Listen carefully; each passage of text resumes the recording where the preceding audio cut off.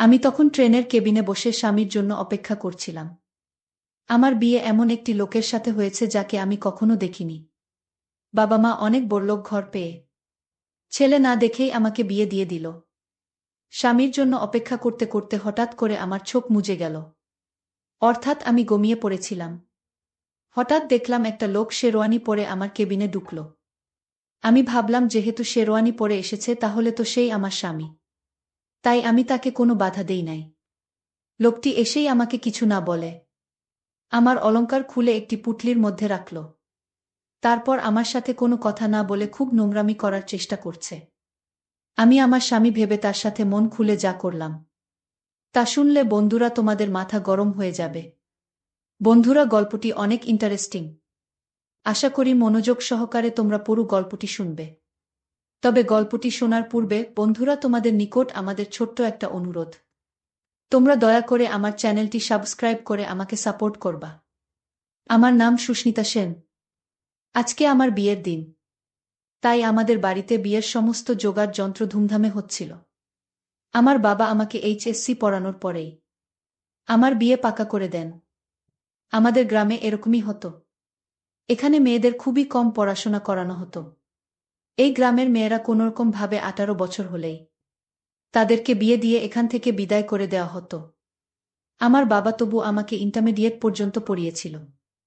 তা না হলে আমাদের গ্রামের বেশিরভাগ মেয়ে ক্লাস 10 অবধি পড়াশোনা করতে পেরেছিল। আমরা গরিব পরিবারে ছিলাম, কিন্তু আমার বিয়ে আমাদের থেকেও ধনী পরিবারে হচ্ছিল। আমরা 2 ভাই বোন, ভাই আমার থেকে ছোট। আমি নিজের বিয়ে নিয়ে অনেক স্বপ্ন মনের মধ্যে সাজিয়ে রেখেছিলাম। কেননা বিয়ের আগে আমি নিজের মনের মতো কোনো জিনিসই কিনতে পারিনি। কারণ আমার বাবা মা গরিব। আমি কোনো জিনিসের বায়না করলে আমার মা আমাকে এটাই বলতো যে আমি যেন আমার হৃদয়ের সমস্ত স্বপ্ন আমার স্বামীর সাথে পূরণ করি। আমি আশা করেছিলাম যে আমার স্বামী আমার সমস্ত স্বপ্নের মান রাখবে আর আমাকে ভালো করে বুঝবে। কিন্তু কিছু কিছু জিনিস এমন ছিল যাতে আমি খুব দুঃখ পাচ্ছিলাম। আমার শ্বশুর বাড়ির লোকেরা আমার বাবার বাড়ি থেকে বিয়ের যৌতুক হিসেবে যা যা জিনিস দেওয়া হয়েছিল তাতে তারা বিভিন্ন রকমের খুঁত খুঁজে বের করতে শুরু করেছিল। আর আমার বাবার কাছে আরও জিনিসের দাবি করেছিল। আমি এই কারণেই অনেকবার আমার বাবাকে বলেছিলাম যে বাবা, এরকম বাড়িতে সম্বন্ধ করা উচিত না। কিন্তু আমার বাবা সব সময় বলতো যে ওরা বড়লোক মানুষ, এই কারণে ওদের সামনে তো আমাদের কিছুটা নিচু হতেই হবে, আর তাদের ডিমান্ডকেও পূরণ করতে হবে। আর এটাই আমাদের সবার জন্য ভালো হবে। কেননা আমি তোকে সচ্ছল পরিবারে বিয়ে দিতে চাই। একবার তোর বিয়ে হয়ে গেলে তারপরে আর কোনো অসুবিধাই হবে না। আর তবেই তো তুই ওই বাড়িতে সুখে থাকবি। আমার নিজের বাবার কথা মাঝে মাঝে ঠিক মনে হতো। কখনো কখনো আমি নিজেই বুঝতে পারতাম না যে না জানি আমার ভবিষ্যৎ কি হবে।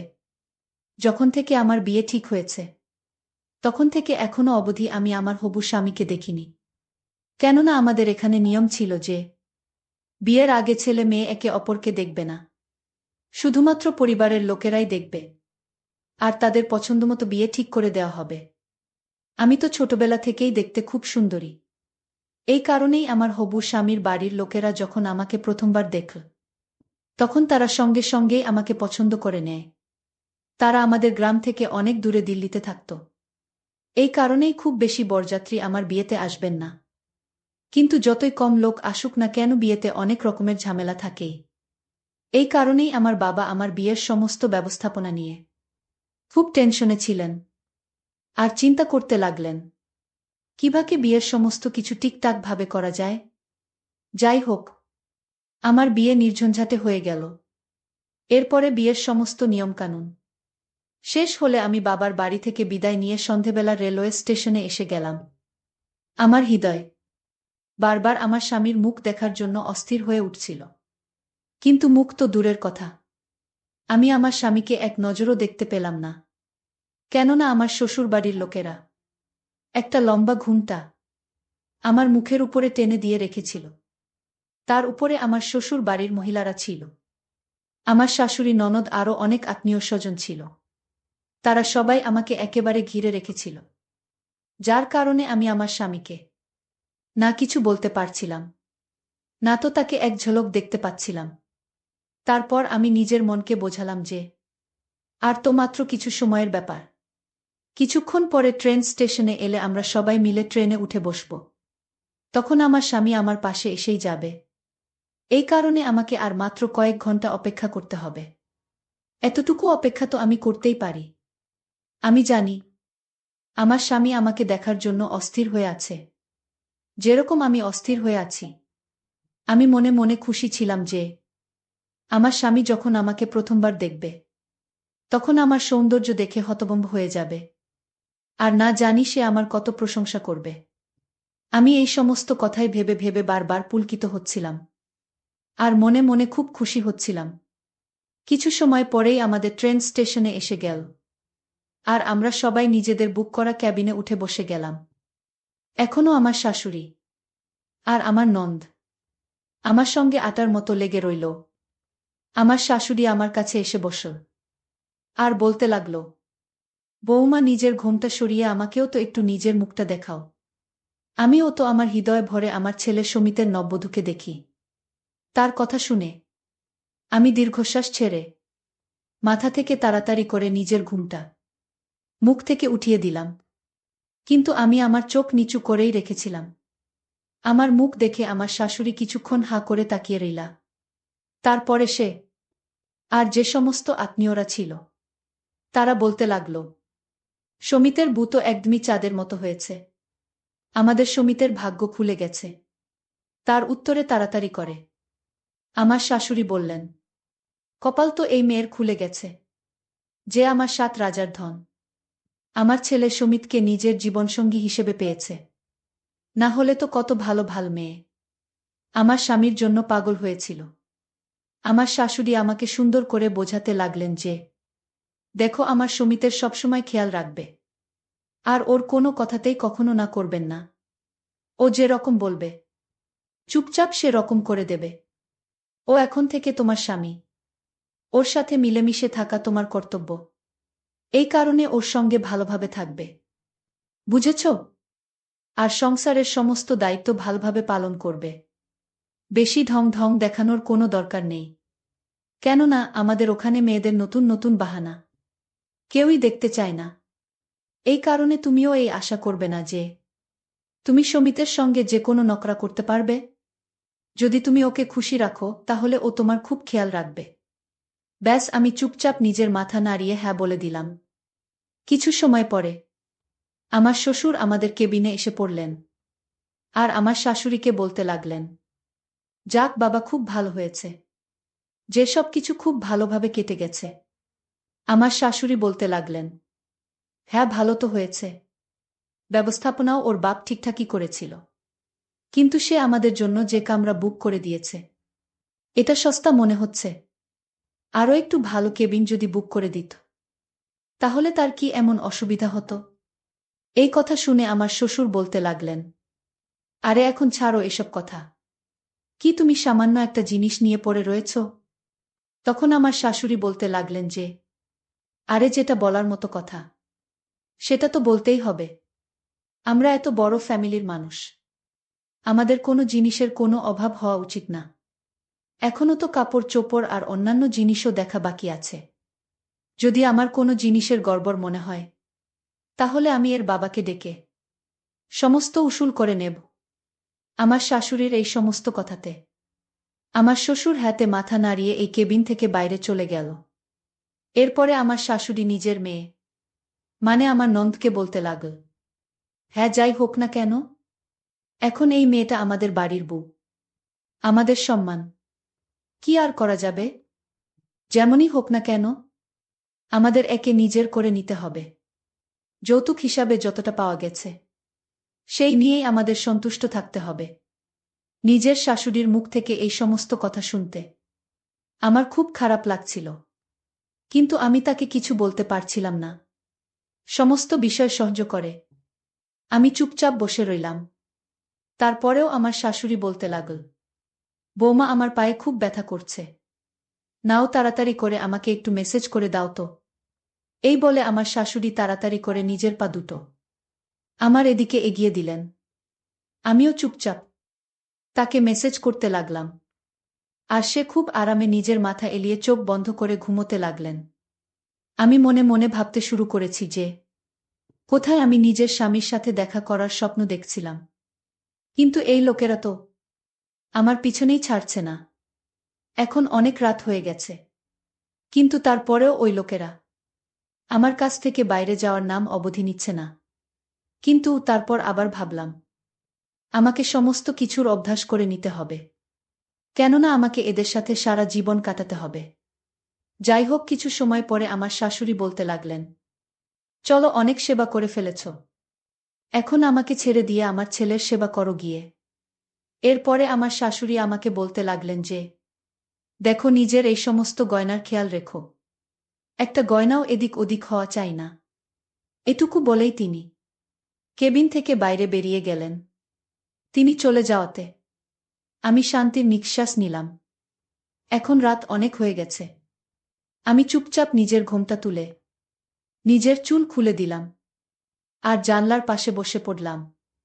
ঠান্ডা হাওয়া আর বাইরের সৌন্দর্য দেখে আমার ভিতরে ভিতরে খুব শান্তি অনুভব হচ্ছিল। ট্রেন নিজের গতিতে চলতে শুরু করেছিল। আমি জানলা দিয়ে বাইরে তাকিয়ে দেখলাম ঘন জঙ্গল, তার উপরে পূর্ণিমার চাঁদ যেন স্বর্গের মতো মনে হচ্ছিল। আমি কিছু সময় চুপচাপ বাইরের দৃশ্য দেখতে লাগলাম আর গুনগুন করে গান গাইছিলাম। এরপরে আমার হঠাৎ করে খেয়াল এলো যে অনেক সময় পার হয়ে গেছে, কিন্তু আমার স্বামী এখনো অবধি আমার কাছে কেন আসছে না? আমি সমস্ত কিছুই ভাবছিলাম। তখনই আমার কেবিনের দরজায় কারো আসার শব্দ শুনতে পেলাম। আমি বুঝে গেলাম যে আমার স্বামী আসছে। আমি তাড়াতাড়ি সোজা হয়ে বসে পড়লাম আর নিজের ঘুমটা আস্তে আস্তে করে মাথায় উঠিয়ে দিলাম। আমার স্বামী ভেতরে এসে পড়ল। এরপরে ওর নিজের মুকুট খুলে এক সাইডে রাখল। আমার মনে হয়েছিল ও আমাকে কোনো না কোনো কথা তো অবশ্যই বলবে, আর আমি প্রথমবার নিজের স্বামীর গলার আওয়াজ শুনতে পাব। আমি চুপচাপ মাথা নিচু করে বসে রইলাম। সে নিজের পাঞ্জাবি খুলে আমার সামনের সিটে রেখে দিল। তারপরে চুপচাপ আমার পাশে এসে বসে পড়ল। এরপরে সে আস্তে আস্তে আমাকে ছোঁয়ার চেষ্টা করল আর আমার চুলকে এক সাইডে করে দিল। তার এরকম করাতে আমার মধ্যে একটা অদ্ভুত রকমের ঢেউ খেলে গেল। আমার এরকম মনে হচ্ছিল যে আমি যেন কারেন্টের শক খেয়েছি। লজ্জায় আমার চোখ বন্ধ হয়ে গেল। আমি ভাবতে লাগলাম, এটা কি? এত আশার সাথে সাথে সবকিছু করতে শুরু করে দিয়েছে। আমার তো মনে হয়েছিল যে এ আমার সাথে কিছু সময় কথা বলবে, তারপরে কিছু সময় আমার প্রশংসা করবে, কিন্তু এ তো এরকম কিছুই করল না, এসেই শুরু করে দিল। তখন আমি ভাবলাম, হয়তো হতে পারে যে আমার স্বামী আমার জন্য খুব বেশি অস্থির হয়েছিল, এই কারণেই ওর দেরি সহ্য করতে পারছে না। এরপরে আমার স্বামী আমাকে ঘুরিয়ে তার দিকে বসাল আর আমার মুখ নিজের দুহাতে নিয়ে খুব গভীরভাবে দেখতে লাগল। আমি মুখে হালকা হাসি নিয়ে আস্তে আস্তে আমিও নিজের চোখ উঠলাম আর এক নজর নিজের স্বামীর দিকে তাকালাম।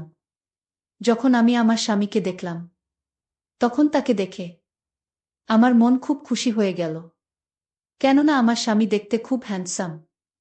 যেরকম আমি মনে মনে চাইতাম সে একদম সেরকমই ছিল। এটা দেখে আমি খুব খুশি হয়ে গেছিলাম যে কম সে কম ভগবান আমাকে মনের মতো একজন জীবন সাথী দিয়েছেন। ও না তো শুধু দেখতে ভালো ছিল, বরং ওর হাইট, শরীর স্বাস্থ্য খুবই ভালো ছিল। ওর পেশিবহুল শক্তিশালী হাত আমাকে ভিতরে ভিতরে অস্থির করে তুলেছিল। এরপরে ও আমার শরীর থেকে এক এক করে গহনা খুলতে লাগল। এরপরে সেগুলোকে একটা কাপড়ের পুঁটলিতে করে এক সাইডে রেখে দিল। এই অনুভব আমি ভাষায় প্রকাশ করতে পারব না। আর আমার স্বামী যে রকমভাবে অস্থির হয়ে আমাকে কাছে পেতে চাইছিল, সেটা আমাকেও খুব খুশি করে দিয়েছিল, কেননা ও আমার সময়েরও পুরো খেয়াল রাখছিল। আমি খুব খুশি হয়েছিলাম, আর আমিও আমার স্বামীর সাথে সম্পূর্ণরূপে সাথ দিয়েছিলাম। এদিকে ট্রেন খুব স্পিডে ছুটছিল, আর ওদিকে আমরা আমাদের কাজে জমেছিলাম। এরপরে না জানি কখন, এতক্ষণ পরিশ্রম করার ফলে কখন যে আমার চোখ লেগে গেল, সেটা আমি বুঝতে পারিনি। সকালের দিকে আমার কামরার বাইরে হালকা হালকা কথা বলার আওয়াজ শুনতে পাচ্ছিলাম, যেটা শুনে আমি তাড়াতাড়ি করে উঠে বসে পড়লাম। এরপর আমি লক্ষ্য করে দেখলাম যে আমার স্বামী কেবিনের মধ্যে নেই। আমি বুঝে গেলাম যে ও হয়তো ফ্রেশ হওয়ার জন্য বাথরুমে চলে গেছে। আমি তাড়াতাড়ি করে নিজের কাপড় বদলালাম আর নিজেকে ঘোমটায় ঢেকে নিয়ে যখন বসলাম, তখনই আমার শাশুড়ি নন্দ আর আমার শ্বশুর হন্তদন্ত হয়ে আমার ক্যাবিনের মধ্যে ঢুকে পড়ল। প্রথমে তো আমি কিছুই বুঝতে পারছিলাম না যে কি হয়েছে, তাই আমি তাড়াতাড়ি করে তাদের কাছে জিজ্ঞেস করলাম যে কি হয়েছে। তখন আমার শাশুড়ি বলতে লাগলেন যে তোমার সমস্ত গহনা ঠিকঠাক আছে তো? হঠাৎ তার মুখে এই রকম কথা শুনে আমি হতবাক হয়ে গেলাম, কেননা এই সময় শুধুমাত্র একটা লকেট ছাড়া আমার শরীরে আর কোনো গহনা ছিল না। কেননা আমার স্বামী রাতের বেলা আমার সমস্ত গহনা খুলে খুলে ফেলেছিল। আমার শাশুড়ি তাড়াতাড়ি করে আমাকে ভালোভাবে দেখতে শুরু করে দিল। এরপরে এটা দেখে হতবাক হয়ে গেল যে আমার শরীরে একটাও গহনা নেই। এর আগে আমি তাকে কিছু বলতাম, তিনি চিৎকার করা শুরু করে দিলেন যে এখন তো আমরা সম্পূর্ণরূপে বরবাদ হয়ে গেছি।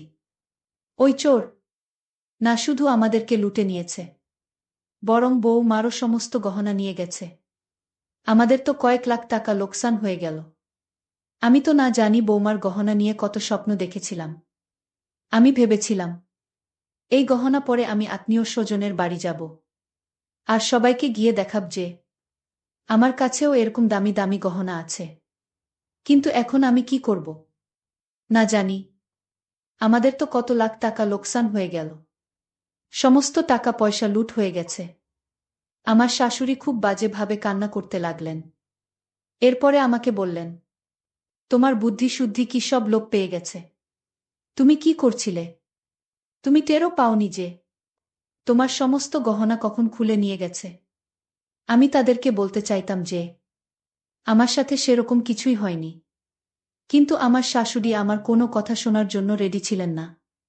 তিনি চিৎকার করতে করতে বলতে লাগলেন যে আমার তো মনে হয়েছিল যে বৌমা পা আমাদের পরিবারের জন্য ভালো হবে, কিন্তু এত অপয়া বেরোল, এখনো তো আমাদের বাড়িতে পৌঁছায়নি, তাতে আমাদের কয়েক লাখ টাকা লোকসান হয়ে গেল।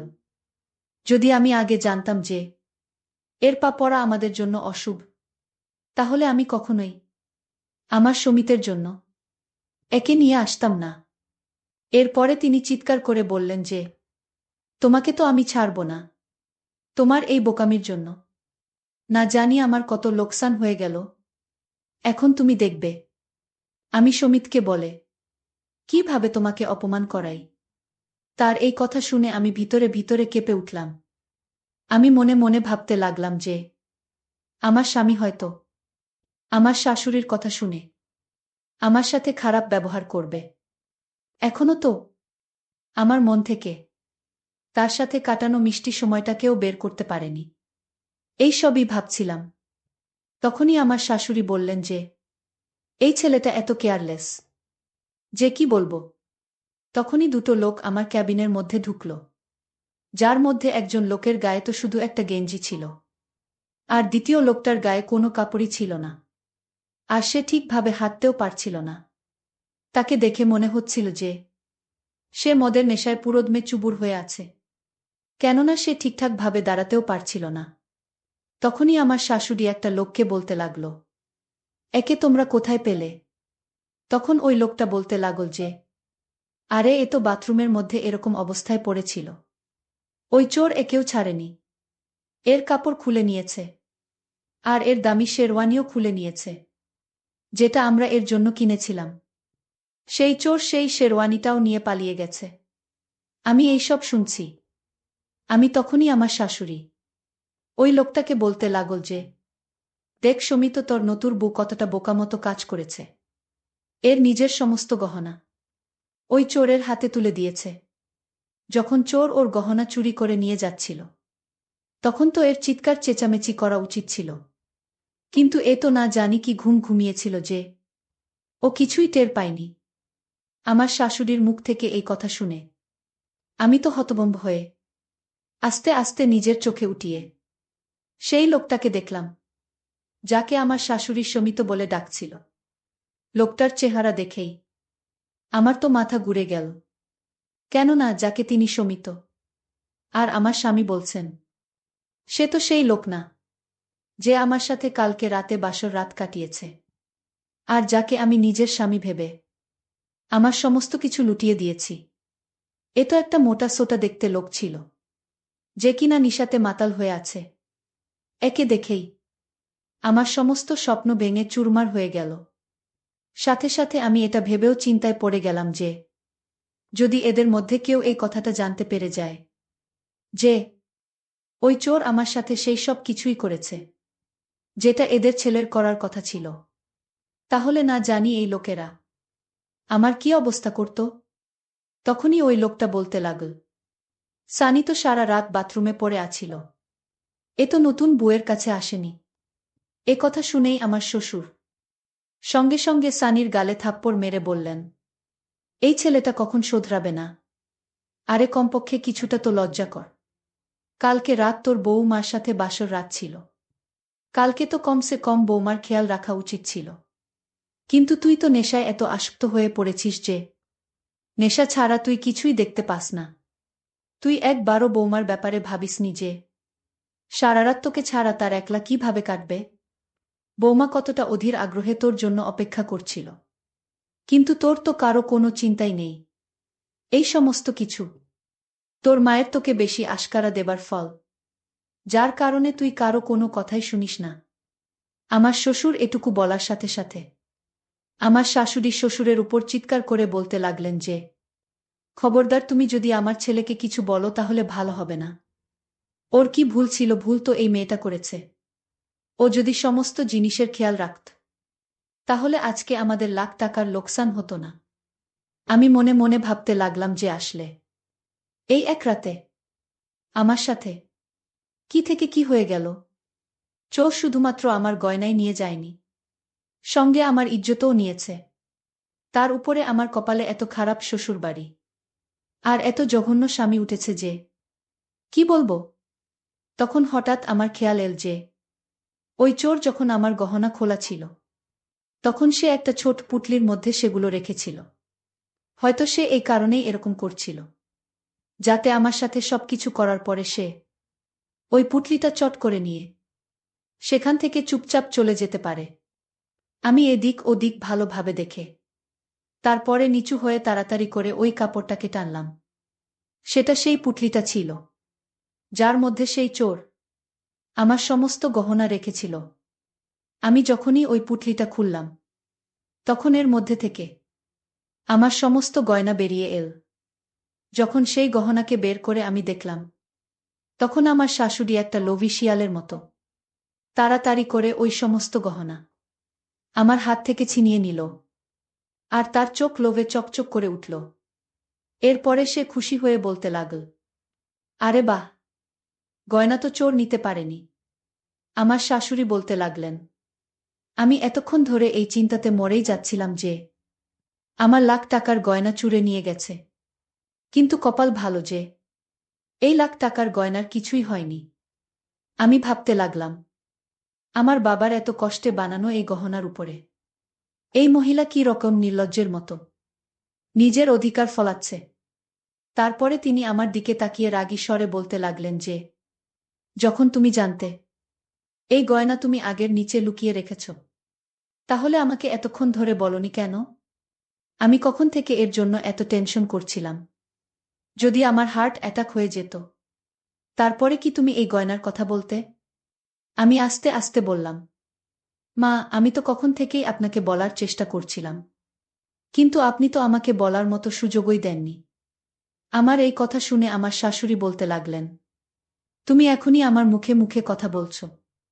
খবরদার, যদি আমার কথার উপর তুমি কথা বলো তাহলে ভালো হবে না। আমার শ্বশুর তাড়াতাড়ি করে আমার পক্ষ নিয়ে বললেন যে এতে বোমা কি এমন ভুল কথা বলেছে?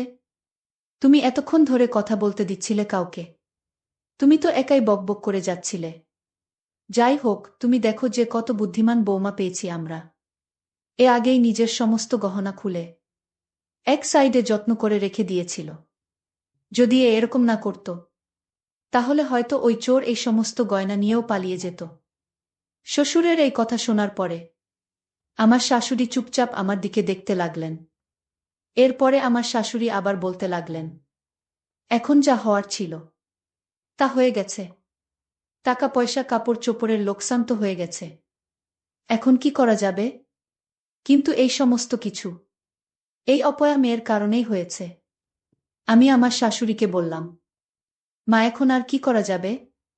কে জানত যে চোর এরকম করে সব কিছু নিয়ে যাবে। এখন আমি যেমনি হই না কেন, আমি তো আপনার বাড়ির বউ, আপনাদের বাড়ির সম্মান। এখন আমি যেমনই হোক না কেন, আমার নাম তো আপনাদের সাথে জড়িয়ে গেছে। তাই এখন আর কিছুই করার নেই। আমিও নিজের শাশুড়িকে সেই কথাটাই ফিরিয়ে দিলাম, যেটা উনি আমার জন্য বলেছিলেন। প্রথমে তো আমি মনে মনে এই কথাটা নিয়ে খুবই লজ্জিত ছিলাম যে একটা চোর আমার সাথে সবকিছু করে গেছে। কিন্তু এখন আমি একদমই লজ্জিত নই। কারণ এখন আমি এটাই ভাবছি যে এরকম লোকেদের সাথে এটাই হওয়া উচিত ছিল। আমার বিয়ে একটা এমন লোকের সাথে দিয়ে দেওয়া হয়েছে যে নেশা ছাড়া আর কিছুই বোঝে না। কম সে কম আমি একবারই হোক না কেন, কিন্তু আসল পুরুষের সুখ পেয়েছিলাম। আর এই সুখটাকে নিজের ভিতরে অনুভব করে আমি সারা জীবন কাটিয়ে দিতে পারব। সে যেই হোক না কেন, সত্যিকারের পুরুষ ছিল। সে আমাকে যে সুখ দিয়েছিল সেটা এই মোটা লোকটা, মানে আমার স্বামী, কখনোই দিতে পারত না। আমার মতো সুন্দরী মেয়েদের চোরের মতো লোক পাওয়া উচিত। কিন্তু আমার ফাটা কপাল, তাই আমি সমিতের মতো স্বামী পেয়েছি। কিন্তু কম সে কম আমার বাসর রাত তো খারাপ হয়নি। যদিও সেটা ট্রেনের মধ্যে আমার স্বামী মনে করে অন্য লোকের সাথে হয়েছিল। আর সেই চোরও আমার সাথে এতটা সততা দেখিয়েছিল যে সে আমার সাথে সবকিছু করার পরেও আমার একটা গয়নাও চুরি করে নিয়ে যায়নি। এটা ভেবেই আমি মনে মনে হাসতে লাগলাম। আমাকে হাসতে দেখে আমার শাশুড়ি আমাকে বললেন, তুমি এত হাসছো কেন? তখন আমি ধীর গলায় বললাম যে আসলে আমি এটা ভেবে খুশি হচ্ছে যে আমাদের গহনা বেঁচে গেছে। আর এখন আপনি আত্মীয় স্বজনের কাছে এই গহনা পরে আরামসে যেতে পারবেন। আমার এই কথা শুনে আমার শাশুড়ি বললেন, হ্যাঁ, তুমি এই কথাটা ঠিকই বলেছ। এর কিছুক্ষণ পরে তারা সবাই আমার কেবিন থেকে বেরিয়ে গেলেন। আমার স্বামীও আমার শ্বশুরের সাথে কেবিন থেকে বেরিয়ে গেল। আমি আর একবার চুপচাপ জানলার কাছে বসে বাইরের দৃশ্য দেখতে লাগলাম।